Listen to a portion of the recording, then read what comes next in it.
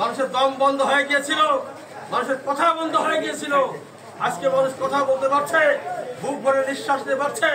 বিশেষ করে আমার গোপালগঞ্জের বিএনপি এবং অঙ্গ সংগঠনের যে নেতাকর্মীরা আছেন, তারা যে দুঃসহ যন্ত্রণা ছিলেন সেটা আমরা সকলেই ভালো জানি। আজকে সেই দুঃসহ যন্ত্রণার মধ্যেও যখন কেন্দ্রীয় থেকে যখন যে প্রোগ্রাম দিয়েছে, আমরা আপনাদের সকলকে নিয়ে সেই সমস্ত প্রোগ্রাম অত্যন্ত ঝুঁকি নিয়ে কষ্টের সাথে আমরা সেই প্রোগ্রামগুলি পালন করেছি। তার অনেক কর্মসূচি আমরা এই ক্যাম্পাসে পালন করেছি। আমাদের নেতৃবৃন্দ সহযোগিতা করেছেন, যারা সহযোগিতা করেছেন আমরা তাদের সকলকে ধন্যবাদ জানাই।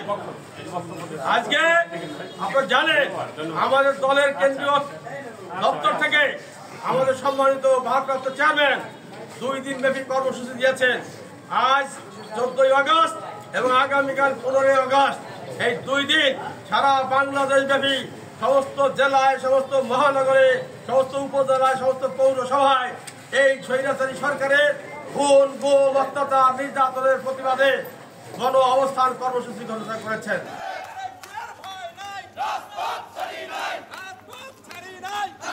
সংগ্রামে অভিনন্দন জানিয়ে আমি আমার বক্তব্য শেষ করছি। আমাদের একটা আজকে বিক্ষোভ মিছিল ছিল,